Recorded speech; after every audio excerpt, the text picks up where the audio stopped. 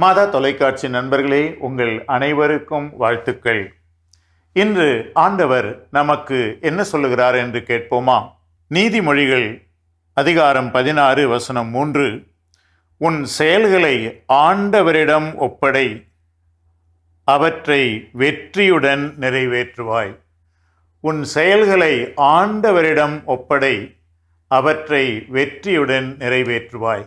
எவ்வளோ அழகான வார்த்தைகள்!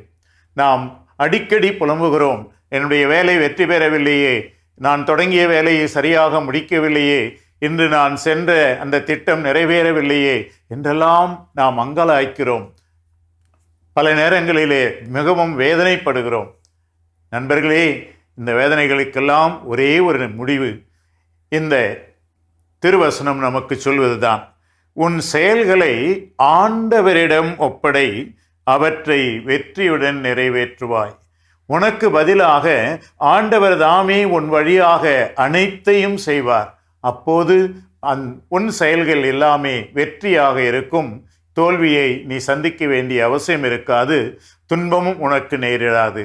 எனவே உன் செயல்களை ஆண்டவரிடம் ஒப்படைத்து இந்த நாளின் தொடக்க முதல் இன்று இரவு வரைக்கும் செய்யும் ஒவ்வொரு காரியத்தையும் ஆண்டவரே இதோ உம்மிடம் ஒப்படைக்கிறேன், என்னோடு இருந்து என்னோடு செயல்படும் ஆண்டவரே என்று அவரை கேட்டு அந்த உன் காரியங்களை, உன் வாழ்வை, உன் சிந்தனையை, உன் செயல்களை அவரிடத்தில் ஒப்படைத்து நீ செயல்படு. அப்போது வெற்றியாக நீ வாழ்வாய். எல்லாமல்ல இறைவன், தந்தை, மகன், தூய ஆவியார் உங்களுக்கு ஆசி வழங்குவாராக. ஆமென்.